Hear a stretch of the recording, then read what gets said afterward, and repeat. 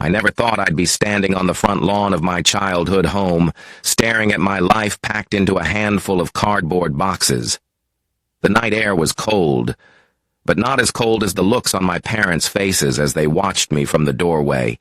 Disappointment, anger, and worst of all, indifference. I wasn't their daughter anymore.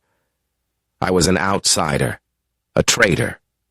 A few minutes earlier, I had still been a part of this family, at least I thought I was.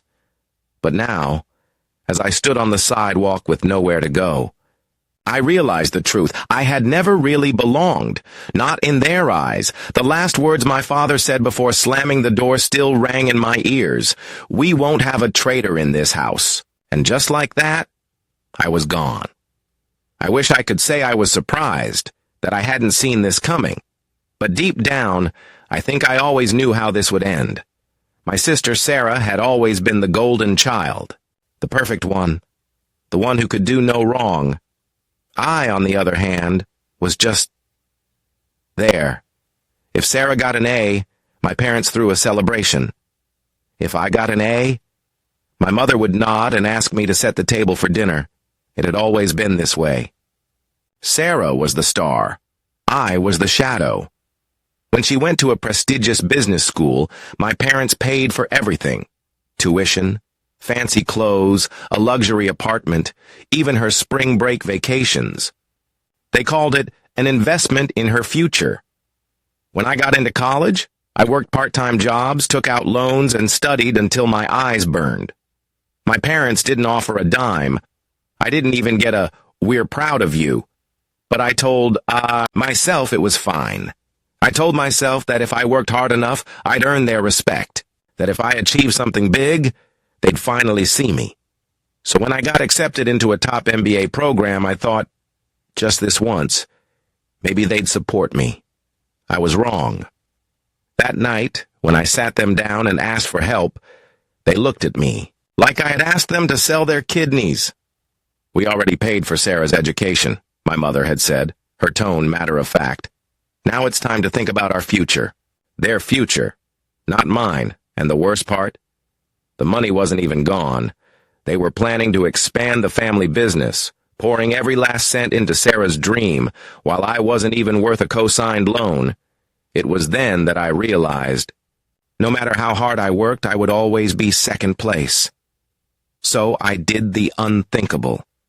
I turned to someone else for help, someone my parents despised, Aunt Margaret.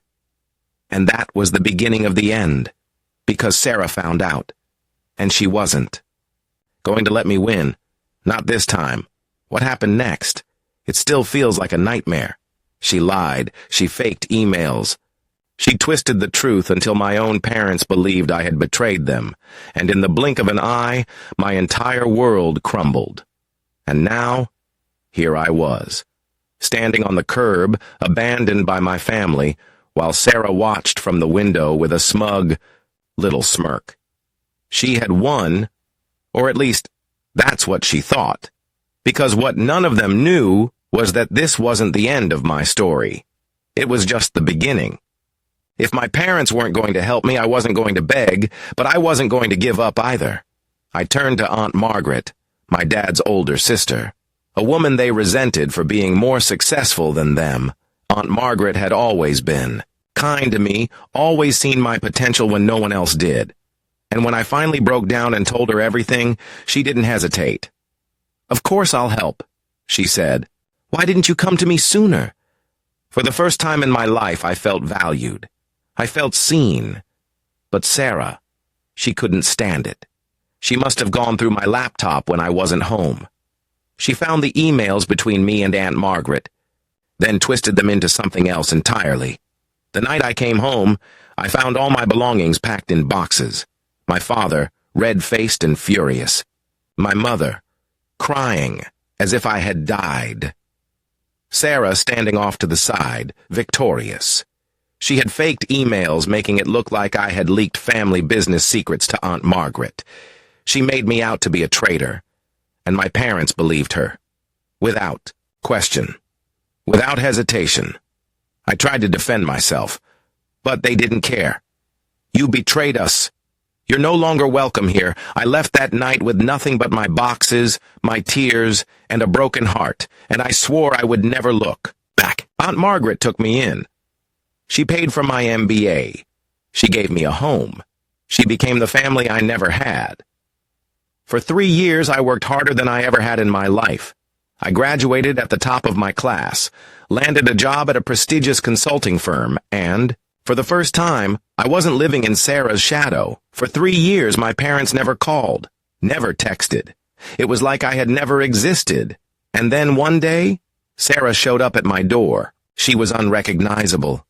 The polished, perfect woman I had grown up with was gone. She looked exhausted, defeated. "I need your help," she said. Their business was failing. My parents were drowning in debt. They needed me, the daughter they had thrown away. And when I refused, my parents showed up at my workplace. I sat across from them in a coffee shop, listening as they begged. "We were wrong. Please help us." But it wasn't love that brought them here. It wasn't regret. It was desperation. And for the first time in my life, I said no. And then I reported them. Their shady business dealings, their tax evasion, everything. Their restaurant was shut down. Sarah and my parents were left to deal with the consequences. 3 years ago, I was the daughter they didn't care about. Now, I'm thriving.